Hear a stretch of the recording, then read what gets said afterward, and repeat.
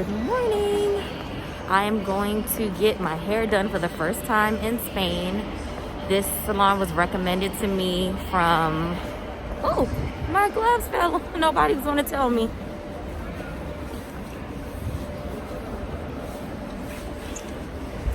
Anyways, this is a Afro-Latina owned hair salon that was recommended to me by some black women in a Facebook group called Melanated Madrid, because I was like, I want to get my hair done. Does anybody know of any salons in Alicante where I live, or near where I live? So we're going to see.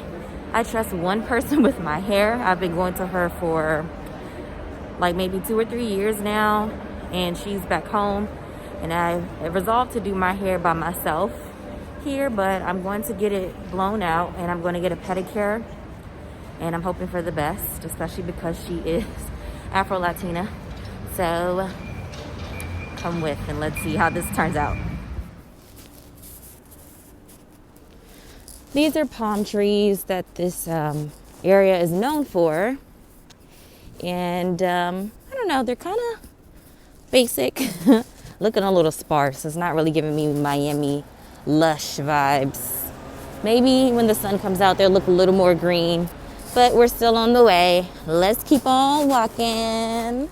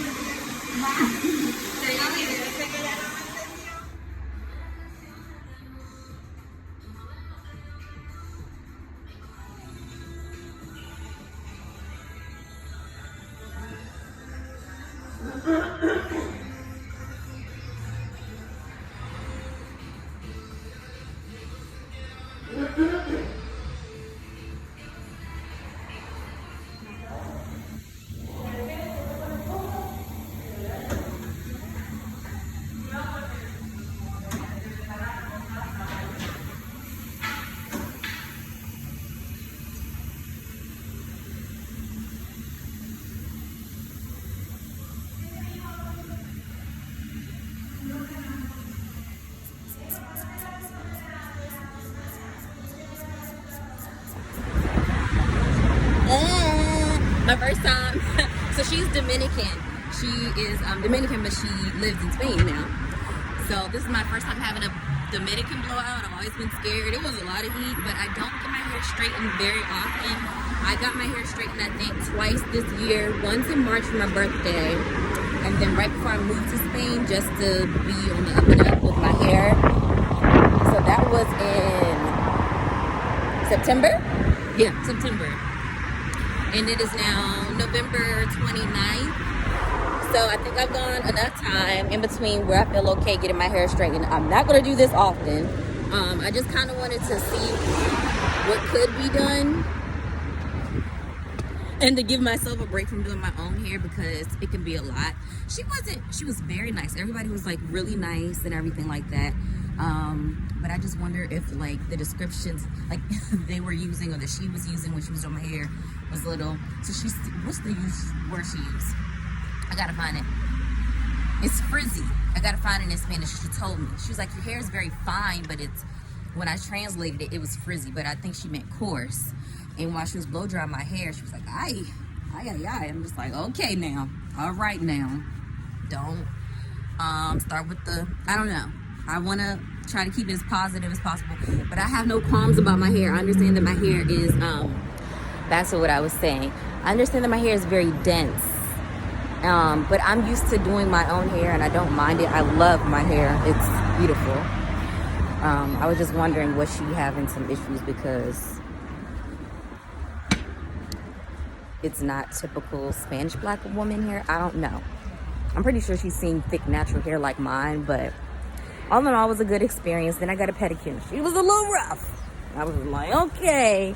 But at the end of the day, before I left, she was like, you know, if you could help me with my English. I was like, yeah, of course. And then the other two ladies that worked there, they were like, she teaches. Can you help me with my English? I was like, yeah, of course. So I'm super excited to network and help more people because they're like, I need to speak English with my clients. And definitely her. Like, she could reach so many women that are Black American or that just speak English in general. And her employees were saying that they need to be able to talk to their clients as well and say, this is this product and this is that.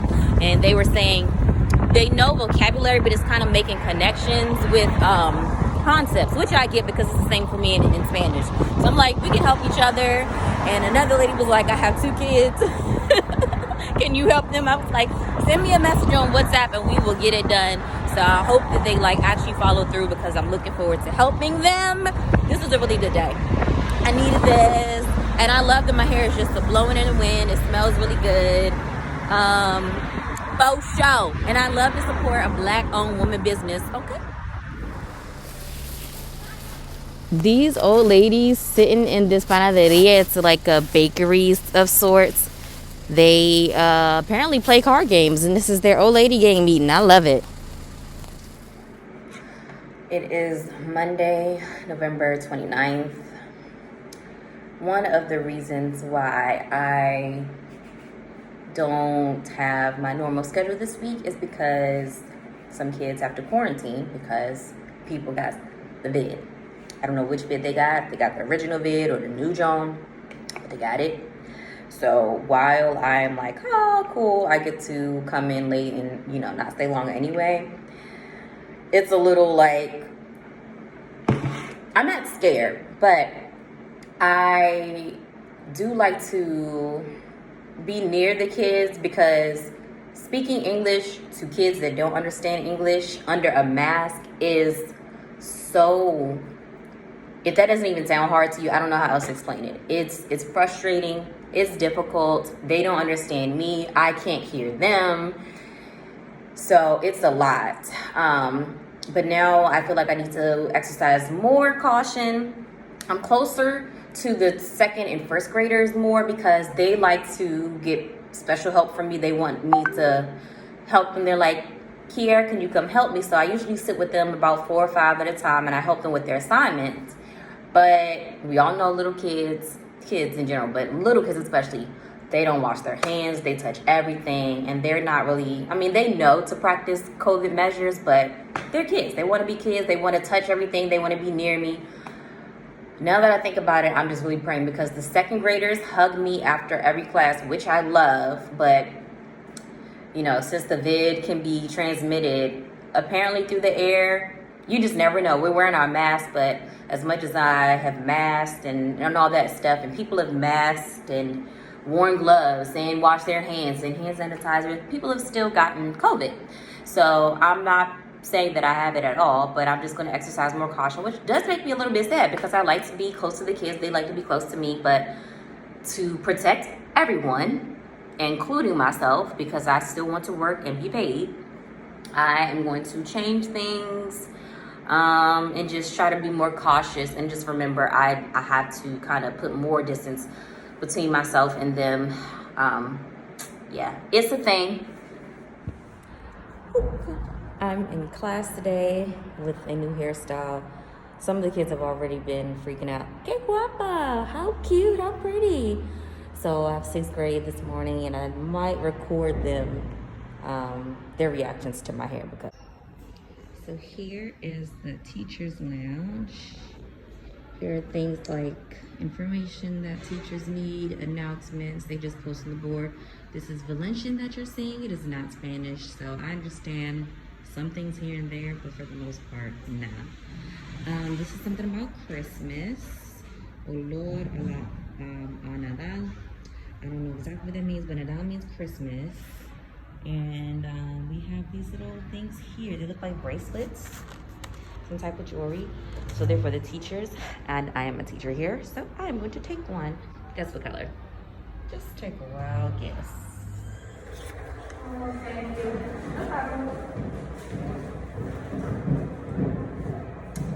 So now that there have been some COVID cases, we have to disinfect all the tables and chairs in between the class.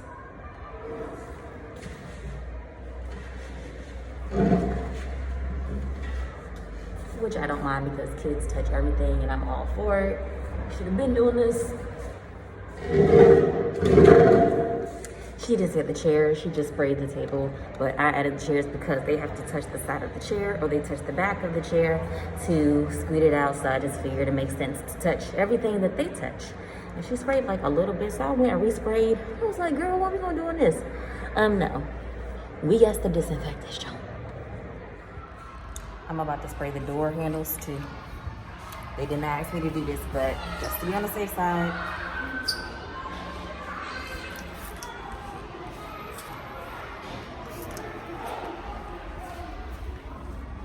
Because you never know. Kids touch everything. I have seen these kids put their hands in their mouth, put pencils in their mouth. Pencils that they share. And no shade, because I understand kids touch everything they don't think. I get it, but no.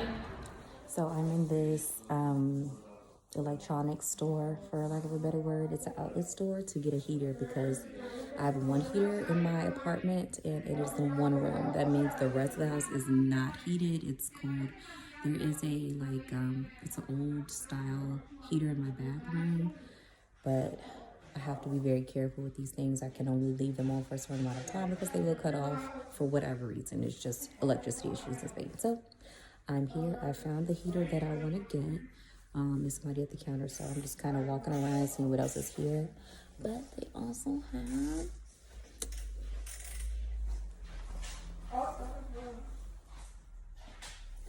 a waffle maker. I love waffles. I don't need it. Let me see the price though.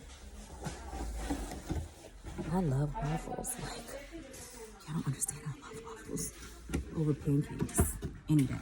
And I used to be a pancake girl. Waffle girl now. No sé. ¿Dónde está el precio?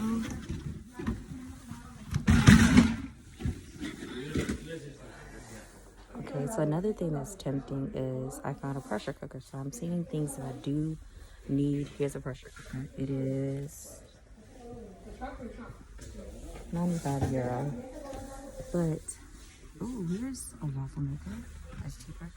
But I don't really need to be spending money on all these kitchen things because I'm not going to be here past May. I don't foresee myself staying here long term, at least not right now. So it would really not be wise to invest in all this kitchen stuff that I'll either have to try to sell and not, recoup my money when I leave, or just leave it in the flat and gift it to whoever the next tenant is. So it's tempting because I'm like a pressure cooker. I feel so limited with what I can do in my place because all I have is a pot. I just bought another pot, so now I have 2 pots. I have 2 pans and I have like 2 oven dishes. So, but pressure cookers help a lot because I can put food in, let it cook, and then by the time I get home, it'll be done. They have an air fryer here or a fryer for fries. I could do stuff with that. They have a blender here. I'm looking at a blender and it's cheap. It's only 20 euro. That would help. But again, I need to be wise. I'm not going to invest in all this stuff and have to turn around and sell it. Which is unfortunate. It is so unfortunate. See, this blender would be great. I can make smoothies. I can make a whole bunch of stuff. They have an electric grill here. Being able to grill would be nice. They have toasters. I don't need another washing machine. My washing machine is pretty good. They have heaters. This is not the heater that I saw, but there are more options here. They have irons. I could stand to buy an iron because I don't have a dryer, so I air dry stuff. So stuff usually dries wrinkled, but I'm not too pressed for an iron. Okie dokie. Yo pagué $20 o 20 euros para esta calefactor para mi habitación. So I paid 20 euros for this heater for my room. I asked him between this one and another one that was cheaper, which one was better. And he said, is it for your room or a bathroom? And I said, my room. He said, get this. So there was one for 12 euro that I thought about getting. But cheaper is not always the best way to go. And my room is it's not huge, but it's pretty big. And I do know me, I like to be heated all the way around. So, sorry, I'm trying to adjust my mask here. But I think the little heater that I was looking at getting, that was 12 euro, that would have been good for my feet. But I need something that'll heat up the majority of my room when I get up in the morning. So the little one probably would have heated up one tiny little area of my room, and I probably would have had to like move it around. And I think this is just a better investment for me because it'll heat more of the room in a shorter amount of time and I won't have to move it so much. So hopefully this works. The guy was really nice, really patient, and I'm happy with what I got, and I hope that it works. So I'm feeling better already.